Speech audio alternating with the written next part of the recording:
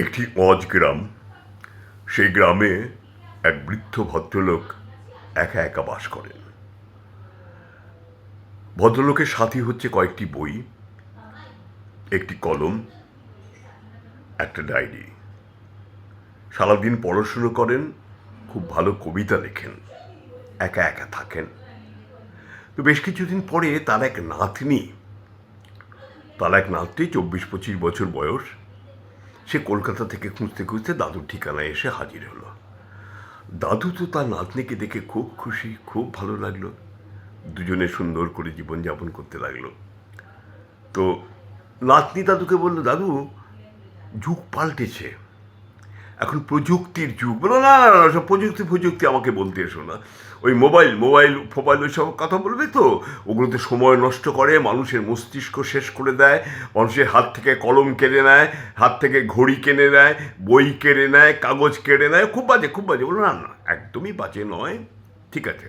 তো জোর করে দাদুকে একটা মোবাইল এনে দিয়ে বলে, না না, তোমায় নিতে হবে। এখন নাতনির আবদার, কী করে? তা নাতনি করলো কি, ওই মোবাইলটাতে ফেসবুক, ইউটিউব, যাবতীয় সমস্ত সব সোশ্যাল মিডিয়া যেগুলো আছে আর কি, সেগুলোকে ও লোড করে দিল। এবারে খুঁজে খুঁজে একদিন ডায়েরিটা পেল। ডায়েরিটাতে পড়তে পড়তে দেখলো কলেজের সুকুমার, তারপরে প্রতুল, অনিতা, এদের সম্পর্কে বিস্তারিতভাবে লেখা আছে। ও করলো কি, একদিন দুপুরবেলায় ফেসবুক ঘাঁটতে ঘাঁটতে সুকুমারের সন্ধান পেল। তাকে ফ্রেন্ড রিকোয়েস্ট পাঠালো, তার সঙ্গে কথা বলা শুরু করলো। এই ভদ্রলোক এখন বম্বেতে থাকে। বিকেলবেলায় এই ভদ্রলোককে ও ভিডিও কল করলো। ভিডিও কল করে দাদুর সামনে নিয়ে এলো, নিয়ে এসে বলে, দাদু দেখো, থেকে চিনতে পারো কি না? বলে, হ্যাঁ, চেনা চেনা লাগছে, এ তো আমার কলেজের সুকুমার মনে হচ্ছে। সুকুমার উল্টো দিক থেকে বলে, কিরে, কেমন আছিস? তুই তো অনেকটা বদলে গেছিস। তুই এই ভদ্রলোক বলে, আরে সুকুমার, আমি তো ভাবতে পারছি না তুই একটু বদলাসনি, তুই একদম একরকম আছিস, খুব ভালো লাগছে তোর সঙ্গে কথা বললে। তখন পাশ থেকে নাতনি বলছে, কি মোবাইলটা থাকবে নাকি? হ্যাঁ হ্যাঁ, থাকুক থাকুক থাকুক। তা সুকুমার, তুই এখন কোথায় আছিস? বলো, আমি এখন বম্বেতে আছি। বলো, বাহ বাহ বাহ, খুব ভালো খুব ভালো খুব ভালো। বললো, হ্যাঁ রে, ওই অতুলের সঙ্গে তোর কথা টথা হয়েছে নাকি? বললো, হয়ে যাবে, আমার নাতনি যখন এসে গেছে, সবার সঙ্গে সব রকম কথা হবে। আর শোন, অনিতার সঙ্গে আমার যোগাযোগ আছে। তাই নাকি? কেমন আছে রে অনিতা? অনিতা এখন বীরভূমে থাকে, জানিস, বিয়ে থা করেছে। বলে, সে তো করবেই, বলে ও ছেলে টেলে হয়েছে ভালো, কিন্তু ওর সঙ্গে আমার যোগাযোগ আছে। আমি শোন, ফেসবুক থেকে ওর আইডিটার স্ক্রিনশট নিয়ে তোকে পাঠিয়ে দিচ্ছি। নাতনিকে বল, ও যেন ওকে ফ্রেন্ড রিকোয়েস্ট পাঠিয়ে তোর সঙ্গে যোগাযোগ করিয়ে দেয়, কেমন?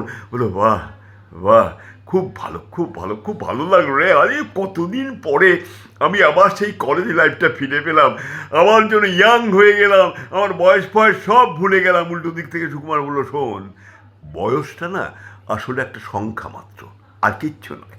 আমাদের বাঁচতে হবে, আমাদের মনটাকে তরতাজা রাখতে হবে। কি বলিস? বলো, হ্যাঁ, তাহলে আবার কথা হবে, নিশ্চয়ই রোজ কথা হবে, রেগুলার কথা হবে, বলে ফোনটা কেটে দিল।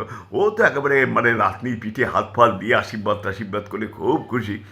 এবার নাতনি করলো কি, বললো, তুমি এক কাজ করো, আমি যা বলবো তে শোনো।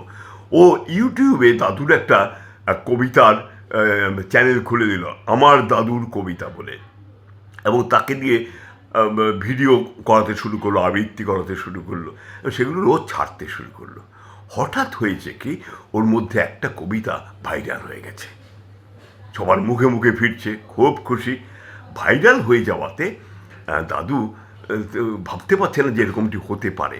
ওকে বিভিন্ন জায়গা থেকে সম্বর্ধনা দেওয়ার জন্য ডাকা হচ্ছে, তারপরে সেই নানান রকমের অনুষ্ঠানে বক্তৃতা দিতে ডাকা হচ্ছে। দাদু তো খুব খুশি।